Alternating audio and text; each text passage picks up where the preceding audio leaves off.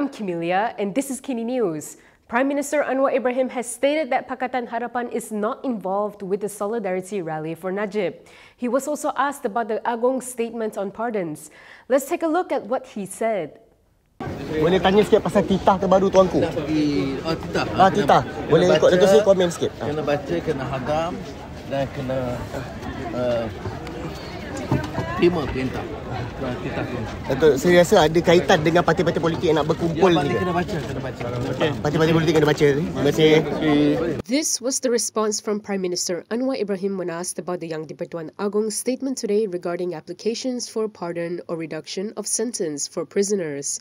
Earlier today, Istana Negara stated that for any quarters who wish for a prisoner to be granted a full pardon or a reduction in their sentence, the application must be made by the convicted person to the Pardons Board chaired by the Agong in the next meeting for consideration.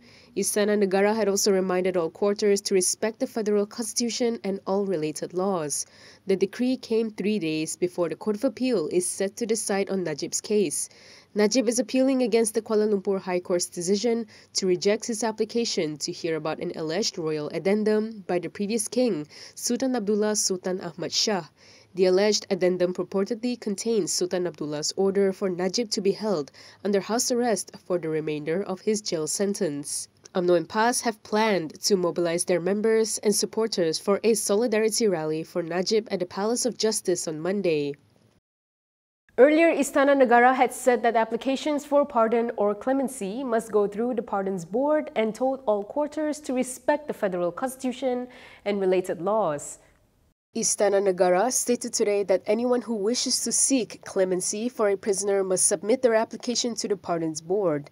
In a statement, it said if any quarters wish for a prisoner to be granted a full pardon or a reduction in their sentence, the application must be made by the convicted person to the Pardons Board, chaired by the young di-Pertuan Agong in the next meeting for consideration.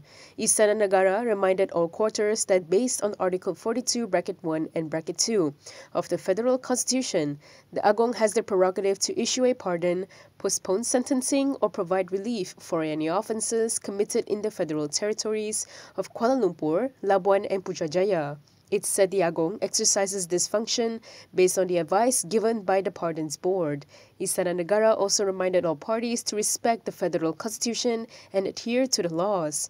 The statement came amid questions over an alleged royal addendum which would allow former Prime Minister Najib Abdul Razak to be held under house arrest for the remainder of his sentence. In a statement on December 28th, the AGC stressed it has been decreed by the young di-Pertuan Agong Sultan Ibrahim Sultan Iskandar that all pleas for clemency for crimes committed in the federal territories must follow the correct procedure and not through any other means. It said this is to avoid the king's decision based on the advice of the Pardons Board being challenged in court. Moving on to the solidarity rally for Najib, DAP Chairperson Lim Lip Eng has rejected the invitation from PAS to attend the rally, saying it was a political stunt. DAP Chairperson Lim Lip Eng has accused PAS of playing a dangerous political version of Squid Games, with its design being to eliminate their opponents to gain power at all costs. He said this is to the detriment of the federal constitution, the economic livelihood of the Rakyat and national unity.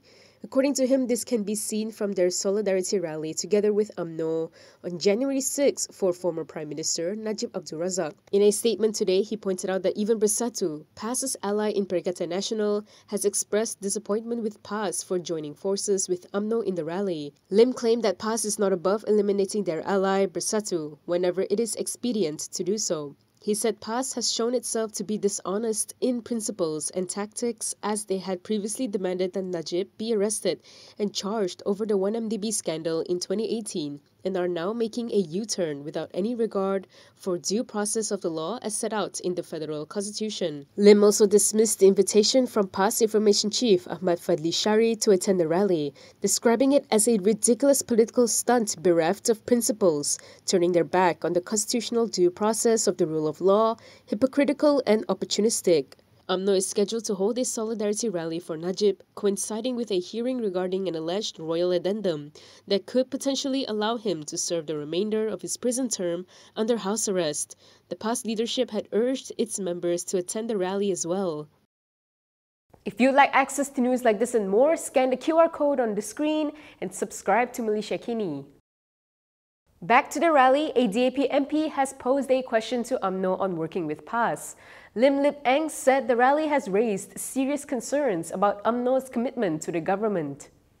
A DAP MP has questioned whether UMNO's collaboration with PAS in the Solidarity Rally for Najib Abdul Razak could mean future alignments with other opposition parties. In a statement today, Kapong MP Lim Lip Eng said the rally raises serious concerns about UMNO's commitment to the unity government and Prime Minister Anwar Ibrahim's reform agenda. He said the key question is, does UMNO prioritize the nation's progress and welfare, or is it more focused on protecting a convicted individual? He stated that Malaysians voted for justice, fairness and good governance, not for political deals that undermine the rule of law and public trust. Lim added that the unity government was formed to ensure stability and progress. Yet the rally suggests that some in UMNO may be prioritizing personal and political interests. He questioned if UMNO can work with PAS to further such agendas. What's stopping them from aligning with other opposition parties in the future?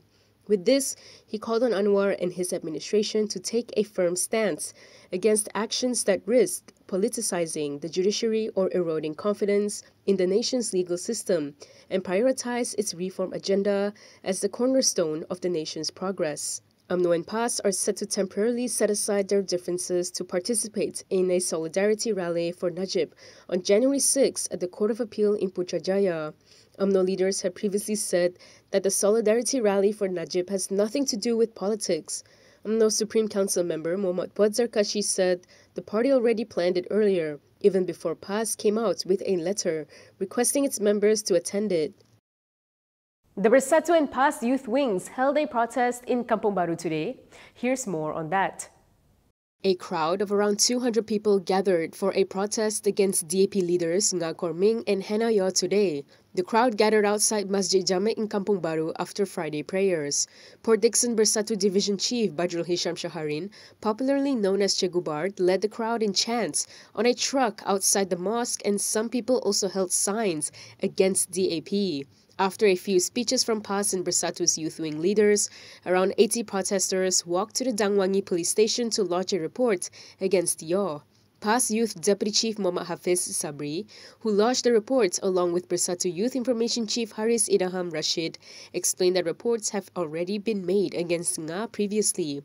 He told reporters that police have agreed to open investigation papers against the two DAP leaders. PAS recently targeted Nga and Yeoh over remarks that they claimed posed a threat to Islam, with one party leader taking issue with a Christmas carol performance at the Housing and Local Government Ministry in Putrajaya. Meanwhile, Yeoh was criticized for the translated excerpts from her autobiography in which she speaks about how her Christian faith became an issue again on social media. MACC Chief Azam Baki has assured that the agency's probe on the Saba scandal will be completed before the end of January. MACC aims to wrap up its investigation into the corruption scandal implicating Saba state leaders before the end of January. This is according to MACC Chief Commissioner Azam Baki.